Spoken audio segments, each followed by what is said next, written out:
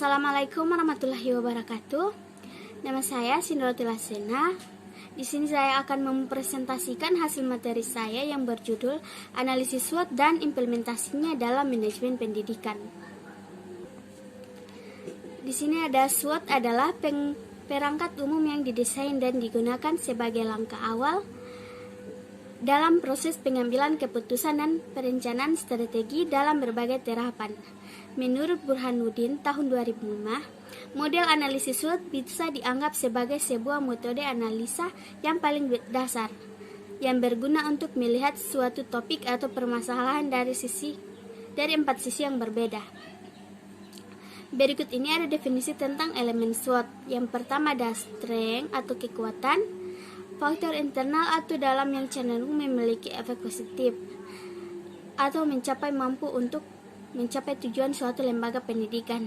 Yang kedua ada weakness atau kelemahan, faktor internal atau dalam yang mungkin memiliki efek negatif atau menjadi penghalang untuk mencapai tujuan suatu lembaga pendidikan.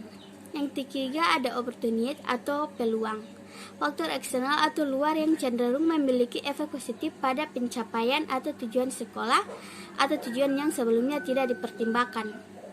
Yang terakhir ada threat atau ancaman, faktor eksternal atau kondisi yang cenderung memiliki efek negatif pada pencapaian tujuan suatu lembaga pendidikan atau membuat tujuan abstrak yang malah sulit terjadi. Baiklah, di sini ada implementasinya dalam dunia pendidikan. Ada analisis SWOT dan implementasinya dalam dunia pendidikan. Analisis SWOT yang diacap kali diterapkan dalam perusahaan dapat dijadikan referensi dalam dunia pendidikan. Pendidikan sebagai lembaga tentunya membutuhkan strategi-strategi agar mampu menyaingi atau mampu bersaing dengan lembaga pendidikan lainnya. Artinya bahwa sebuah lembaga pendidikan harus mampu menjual nilai lebih yang tidak ada atau tidak dimiliki oleh lembaga pendidikan lainnya. Dalam dunia pendidikan, analisis SWOT dapat digunakan untuk menganalisis berbagai kebijakan. Banyak hal yang dijumpai baik dari segi kekuatan, kelemahan, peluang, dan ancaman. Hal-hal itu dijumpai baik dari faktor internal maupun eksternal. Dengan analisis SWOT diharapkan lembaga pendidikan dapat melakukan langkah-langkah strategi. Hal tersebut untuk menjawab tujuan yang ingin dicapai lembaga. Lalu bagaimana langkah atau tahap analisis SWOT dalam dunia pendidikan? Berikut akan dibahas satu persatu komponen analisis SWOT dalam dunia pendidikan. Yang pertama ada kekuatan. Faktor kekuatan dalam lembaga pendidikan adalah komponen khusus atau keunggulannya lain yang berakibat pada nilai lebih atau keunggulan komparatif lembaga pendidikan itu tersebut. Hal ini bisa dikemukakan atau ditelisik dari output lembaga pendidikan, misalnya keterampilan atau skill yang disalurkan kepada peserta didik, lulusan terbaik, ataupun kelebihan-kelebihan lainnya yang membuat lembaga tersebut unggul bagi pesaing-pesaing serta dapat memberikan kepuasan bagi stakeholder. Yang kedua ada kelemahan. Dalam dunia pendidikan pasti memiliki sisi kelemahan. Kelemahan yang ada merupakan hal wajar dan tinggal saja memberikan caranya meminimalisir atau memperbaikinya. Kelemahan yang ada dalam dunia pendidikan saat ini bisa saja lemah dalam sarana dan prasarana pendidikan, kualitas pendidik, lemahnya kepercayaan masyarakat, tidak sinkronnya hasil lulusan dan kebutuhan masyarakat, dan lain sebagainya. Yang ketiga ada peluang. Peluang adalah suatu kondisi lingkungan eksternal yang menguntungkan bahkan menjadi formulasi bagi lembaga pendidikan.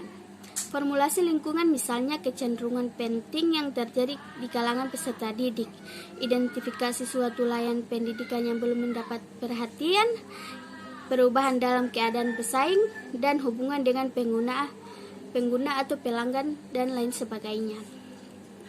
Yang keempat ada ancaman. Ancaman merupakan kebalikan dari peluang. Ancaman meliputi faktor-faktor lingkungan yang tidak menguntungkan bagi sebuah lembaga pendidikan. Jika ancaman itu tidak segera diatasi, maka akan menjadi sebuah penghalang bagi majunya lembaga pendidikan. Di sini ada juga contoh analisis SWOT dalam kurikulum K13. Pada hakikatnya, kurikulum adalah seperangkat rencana dan pengaturan mengenai tujuan, isi dan bahan pelajaran serta cara digunakan sebagai pedoman penyelenggaraan kegiatan pembelajaran untuk mencapai tujuan pendidikan tertentu. Berangkat dari definisi itu, kurikulum tersebut setidaknya ada 3 komponen penting yang ada dalam kurikulum, yaitu komponen tujuan pendidikan, komponen proses, dan komponen evaluasi. Ada juga penguatan tata kelola kurikulum. Pelaksanaan kurikulum selama ini telah menempatkan kurikulum sebagai daftar mata pelajaran. Pendekatan kurikulum 2013 untuk sekolah dasar atau madrasah ibtidaiyah diubah sesuai dengan kurikulum satuan pendidikan. Oleh karena itu, dalam kurikulum 2013 dilakukan penguatan tata kelola sebagai berikut. Yang pertama ada tata guru yang bersifat individual diubah menjadi tata kerja yang bersifat kolaboratif. Yang kedua ada penguatan manajemen sekolah melalui penguatan kemampuan manajemen. Yang ketiga, penguatan sarana dan prasarana untuk kepentingan manajemen dan proses pembelajaran.